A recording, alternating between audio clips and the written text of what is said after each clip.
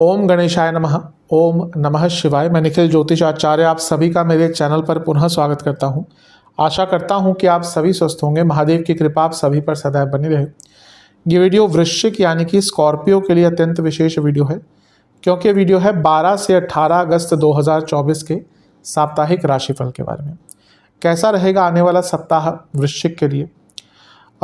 मेरा जो साप्ताहिक राशिफल होता है वो चंद्रमा की गति पे आधारित होता है। चंद्रमा एक ऐसे ग्रह हैं जो बहुत तेज भागते हैं और करीबन 2.25 से 2.5 दिन में राशि बदल लेते हैं। जैसे इस हफ्ते की बात करें तो आपके लिए आपके लग्न भाव से तीसरे भाव तक का सफर तय करेंगे। तो स्वाभाविक है कि जब इतने परिवर्तन आएंगे, इतने ग्रहों के साथ उनका युति योग दृष्टि संबंध बनेगा तो चीज़ें बदलेंगी। और चंद्रमा क्या है, मन के कारक है और चंद्रमा का आपके डे टू डे एक्टिविटी पर बहुत प्रभाव पड़ता है, क्योंकि जिस भाव में रहते हैं उसको बहुत एक्टिवेट कर देते हैं। इसीलिए साप्ताहिक राशिफल की विशेषता बढ़ जाती है, ताकि आप एक प्लान कर सकें अपने आने वाले हफ्ते को, आने वाले सप्ताह को। यदि आपकी लग्न राशि या चंद्र राशि वृश्चिक है, दोनों ही गाइडेंस के लिए इस राशिफल को देख सकते हैं। व्यक्तिगत तौर पे हमेशा से मैं कहता हूँ कि लग्न राशि अगर ऑब्जर्व करेंगे तो ज़्यादा सटीकता है, नहीं पता तो अवश्य चंद्र राशि सेकेंड ऑप्शन बन जाती है। शुरू करते हैं। चंद्रमा आपके लग्न भाव में ही रहेंगे। 12 तारीख के मिडनाइट के आसपास वो आपके लग्न भाव में आ जाएंगे और 15 तारीख दिन के 1 बजे तक उनका गोचर यहीं पर रहेगा। चंद्रमा का लग्न में आना वैसे कोई बुरा नहीं माना जाता। अब आपके लिए पहले बता चुका हूँ, विडंबना है कि आपके भाग्य स्थान के स्वामी जब भी लग्न में आएंगे तो नीच अवस्था के हो जाएंगे। अब नीच का ग्रह मैं हमेशा कहता हूँ कि आज के टाइम में बुरा धन के रूप में, धन के स्वरूप में तो एटलीस्ट नहीं मानना चाहिए। तो भाग्येश का लग्न में आना और दूसरा मंगल की दृष्टि, जो मंगल खुद आपके स्वामी हैं वृश्चिक के, और गुरु की दृष्टि जो धनेश हैं और पंचमेश हैं, तो ये साफ बता रहा है भाग्य, धन, लक्ष्मी, गुरु, इनकी दृष्टि और लग्नेश की दृष्टि, धन, वैभव, भौतिक जीवन, इन सब के दृष्टिकोण से हफ्ते का शुरुआती भाग अत्यंत विशेष है। क्योंकि गुरु का प्रभाव है जो अपने आप में भाग्य है और भाग्येश खुद चंद्रमा है, यानी कि भाग्य का साथ मिलेगा। ध्यान बस ये देना है, मंगल और मंगल छठे घर के स्वामी भी हैं, दोनों ही देखेंगे और अपनी ही राशि को देख रहे हैं, यानी कि एग्रेशन बहुत ज़्यादा रहेगा। तो अपने एग्रेशन पर कंट्रोल करेंगे तो अच्छा है।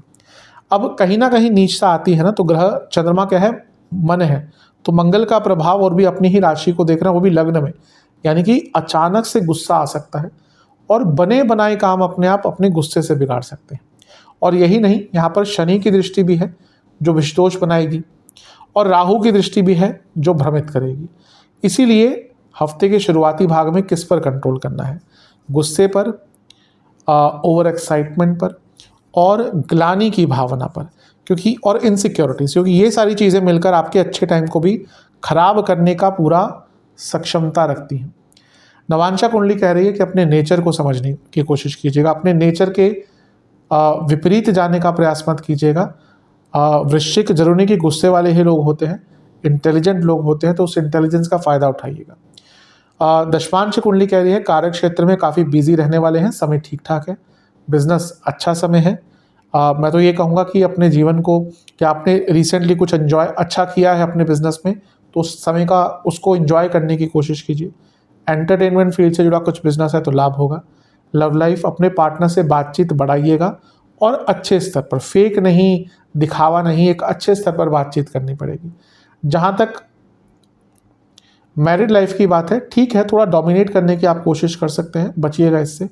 और अगर आपके पार्टनर भी डोमिनेट करने की कोशिश कर रहे हैं तो वहाँ पर भी उनको मना कीजिएगा, फिर चीज़ों को हैंडल कीजिएगा। दोनों ही साइड से domination in a married life is not a good idea.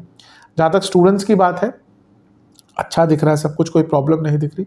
बस एक ही चीज़ कहूँगा, अपनी थिंकिंग को थोड़ी पॉजिटिव रखिएगा। सेहत के अनुसार आपको रक्त विकार, स्लीप डिसऑर्डर और इन्फेक्शन तंग कर सकते हैं। सर्वाष्टक में धन स्थान बली है, तो जैसा मैंने कहा, धन के रूप में, धन के स्वरूप में समय अच्छा है। 15 तारीख दिन के 1 बजे चंद्रमा आ जाएंगे आपके दूसरे घर में, यानी कि धनु में, और 17 तारीख शाम के 6 तक यहीं पर रहेंगे।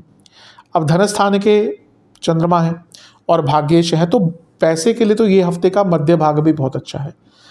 वाणी संबंधित कार्य करते हैं, सफलता मिलेगी। मंगल की दृष्टि है, मंगल लग्नेश है और अर्थ त्रिकोण के स्वामी हैं। अर्थ त्रिकोण में चंद्रमा बैठे हैं, यानी कि आपको कार्य क्षेत्र में आगे बढ़ने के भरपूर अवसर प्राप्त होंगे। तो समय ये भी ठीक दिख रहा है। अर्थ त्रिकोण को देखें तो 3 ग्रह हो जाएंगे, यानी कि कुछ क्रिएटिव करने का, क्योंकि ये सारे जो 3 ग्रह हैं ना क्रिएटिविटी वाले ग्रह हैं, तो कार्य क्षेत्र में कुछ क्रिएटिव करने का अवसर मिलेगा। एकमात्र जो थोड़ा सा संवेदनशील तथ्य है वो ये है कि गुरु से अष्टम में है, यानी कि शकट योग। तो आपका कोई महत्वपूर्ण कार्य, वो कार्य क्षेत्र में भी हो सकता है, पर्सनल लाइफ में कहीं पे भी हो सकता है, वो डिले हो सकता है और उस डिले के कारण दिक्कत आएगी। तो अपने टाइम को मैनेज करके रखिएगा, अपने आप को मैनेज रखिएगा, ऑर्गेनाइज रखिएगा। एंग्जाइटी थोड़ी सी हफ्ते के मध्य भाग में रहेगी।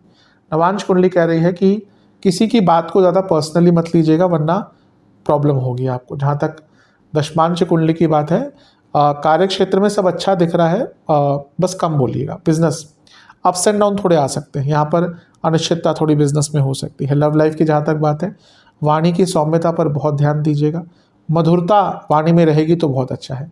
वैवाहिक जीवन की जहाँ तक बात है, सेम चीज़ कहूँगा जो मैंने अभी लव लाइफ के लिए कहा। जहाँ तक स्टूडेंट्स की बात है, आप दूसरों की हेल्प करने के चक्कर में अपना नुकसान यहाँ पर कराएंगे। रिसेंटली भी दिख रहा है कहीं ना कहीं कराया था और अभी भी करा सकते हैं। सेहत की जहाँ तक बात है, दांतों के रोग और आंखों के रोग तंग करेंगे, फूड इन्फेक्शन तंग करेंगे। सर्वाष्टक में आपका दूसरा भाव अत्यंत बली है, जो बता रहा है कि धन की प्राप्ति अभी भी परस्पर बनी रहेगी। 17 तारीख शाम के 6 बजे चंद्रमा आ जाएंगे आपके तीसरे घर में। इससे एक दिन पहले सूर्य की राशि परिवर्तन भी हो गया होगा और चंद्रमा यहाँ पर 17 तारीख शाम के 6 के आसपास आ जाएंगे और सप्ताह के अंत तक यहीं पर रहेंगे। चंद्रमा का तीसरे भाव में आना अच्छा ही माना जाता है। यहाँ पे क्या होता है कि जो कार्य डिले होते हैं आपके, वो पूर्ण हो जाते हैं। जैसे मैंने कहा था शकट योग बना था आपका, तो शकट योग का प्रभाव अब खत्म होगा और जो आपका अटका हुआ कोई कार्य था वो पूर्ण हो सकता है। जीवन में एक उत्साह रहता है, उमंग रहती है। गुरु की नवी दृष्टि है और गुरु पुनः धनेश और पंचमेश है, यानी कि लक्ष्मी स्थान, धन स्थान, पैसा तो आएगा। ये धन के लिए पूरा हफ्ता आपका बहुत अच्छा है। आप जॉब करते हैं, इंक्रीमेंट के चांसेस हैं, इंसेंटिव्स के चांसेस हैं। बिजनेस करते हैं, लाभ हो सकता है। कोई पैसा अटका हुआ तो आ सकता है, क्योंकि पूरे हफ्ते धन का, धनेश का, बृहस्पति का प्रभाव आपके ऊपर अच्छा है। बस ध्यान क्या देना है कि तीसरे घर के चंद्रमा हैं और अगर हम देखें तो गुरु का प्रभाव तो है ही, मंगल आपके लग्नेश हैं और केतु का प्रभाव भी है 11वें घर से। थोड़ा सा क्या हो सकता है ना, ऐसी जगहों पर या ऐसी इच्छाओं पर आपका ध्यान जाएगा जिसके कारण अपनी ऊर्जा को वेस्ट करेंगे। तो पहले ही सोच लीजिएगा कि किस चीज़ पर अपनी ऊर्जा को लगाना है, क्योंकि समय तो बहुत अच्छा है। नवांश कुंडली बता रही है कि अपने समय के मूल्य को समझना है।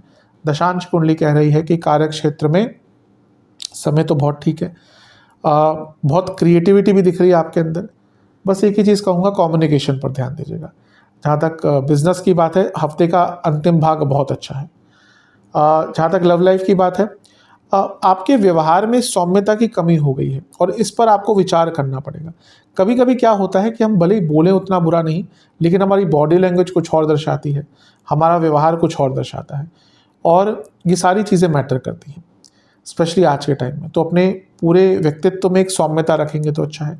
वैवाहिक जीवन ठीक है, समय अगर प्रॉब्लम चल रही थी तो उनको सुलझाने का मौका मिल सकता है, लेकिन किसी और व्यक्ति की मदद से। जहाँ तक स्टूडेंट्स की बात है, थोड़ा सा जज करिए, थोड़ा सा जानने की कोशिश कीजिए कि आपके आसपास क्या चल रहा है और अपनी संगत पर भी ध्यान दीजिए। जहाँ तक सेहत की बात है, आपको गले के रोग, थायराइड की प्रॉब्लम, नसों के रोग तंग करेंगे। सर्वाष्टक में आपका अष्टम बली है, अचानक से धन आ सकता है, लेकिन थोड़ा सा सेल्फ डाउट हफ्ते के अंत में रहेगा। उपाय के स्वरूप में हनुमान बाहुक का 2 बार पाठ करके बजरंग बली को बताशों का भोग लगाकर एक घी का दिया अर्पण कीजिएगा। आशा करता हूँ कि वीडियो आपके काम आएगा। चैनल पे अगर आप नए हैं तो सब्सक्राइब कर लीजिए और वीडियो को लाइक कर लीजिए। मिलता हूँ अगली वीडियो में, तब तक के लिए ओम नमः शिवाय।